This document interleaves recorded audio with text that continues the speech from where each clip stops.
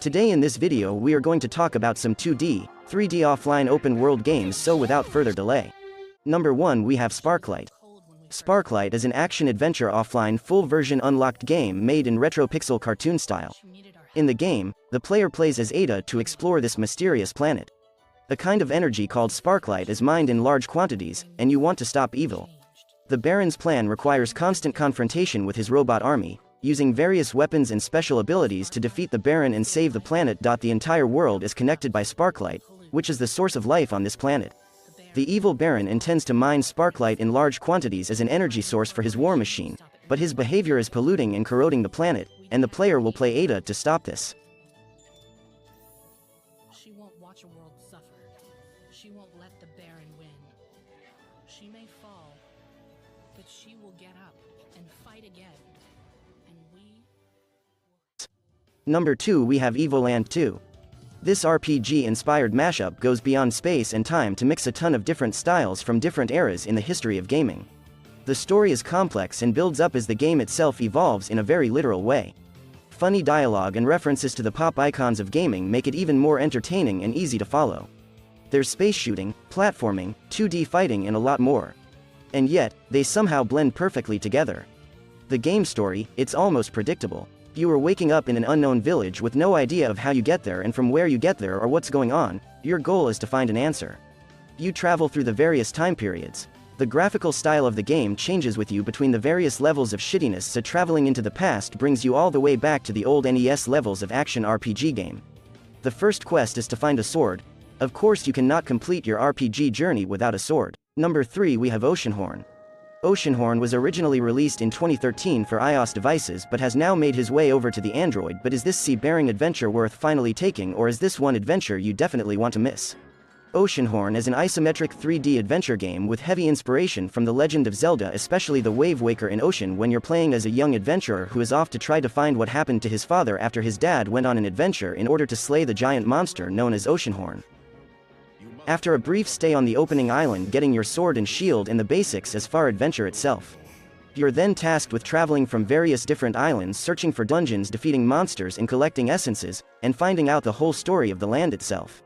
Its history and the history of Oceanhorn before finally being able to tackle the beast yourself. You'll be completing a good handful of Zelda-esque dungeons throughout the course of the game, inside equally slaying monsters, finding items such as keys, including even giant keys that open up the boss stores and open up giant chest solving.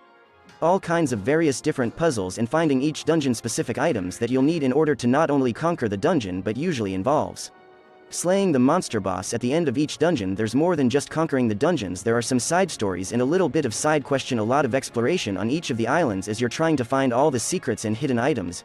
Your first time will take you roughly 7 to 8 hours for the main story. If you don't 100% everything before you end up completing the game's main storyline, thankfully want to beat the game, you can still look your safe right before the final boss and travel the world and find any of the stuff you may have missed along the way. Game runs on 60 FPS along with great graphics. I must say this game will win your here at first play.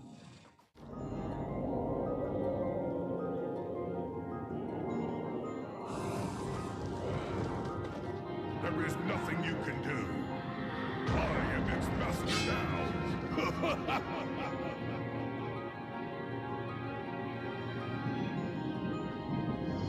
I wish I was able to travel the world like you. There are so many places I would love to see. The deserts of Pirta, mysterious Gilfolk's Drop, beaches of Southwind. Number 4 we have Dragon Quest Builders. The game features a blocky aesthetic style, with gathering and construction elements reminiscent of games like Minecraft. It is kind of like a cross between Minecraft and an average Dragon Quest game, with building blocks and monsters to fight, and loads more things going on.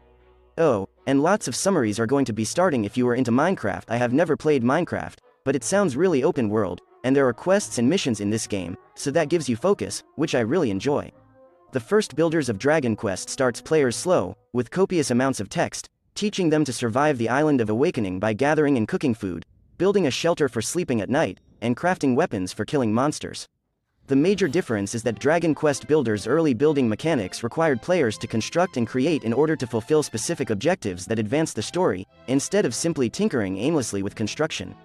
For example, the villager might require the player to retrieve an object, collect specific crops, then collect certain materials, leading to an overstuffed level of grinding, In the last half of the first Dragon Quest Builders, these overstuffed missions drag enough that it kills any burning urgency of finishing the story, as the protagonist is too distracted with doing all of that other stuff.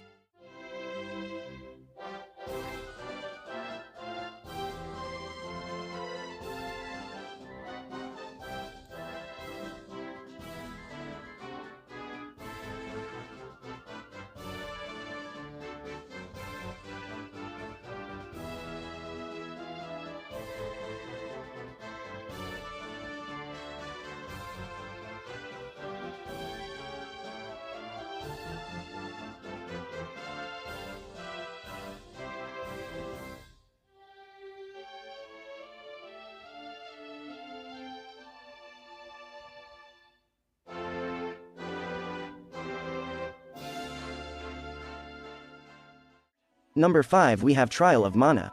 Trials of Mana is an action-adventure game produced and released by Square Enix. Legend of the Holy Sword 3 Inches was released in early 1995. The original work of the series was first released on Game Boy as a side story of Final Fantasy. There are 6 protagonists with different identities in the game, epic interspersed to construct 3 crisscross plot trajectories. It tells that there are 6 protagonists with different identities in the game. They are adventurers who fight evil and save the world. Choose your companion. Different companions will have different plots to unfold. This remake fully reproduces the game graphics in 3D, and at the same time, in addition to retaining the real-time combat gameplay, many new game mechanisms have also been added. The remake version of the series of classic games, the classic character image and the story remake, the high-definition picture and the smooth action scene RPG system and job transfer system greatly improve the game playability. During the game, the player finds various items, ranging from healing items to money and items that impact player or enemy statistics. Also found are item seeds, which can be planted in special pots in towns. There are different classes of item seed which produce better quality items, and a planter level, which impacts the frequency of item seed drops and the quality of items. Within the environment, a recurring series character called Lil Cactus is hidden, with finding them in each location granting rewards to the party. Once the main story is completed. That's it for today. Subscribe for more interesting games.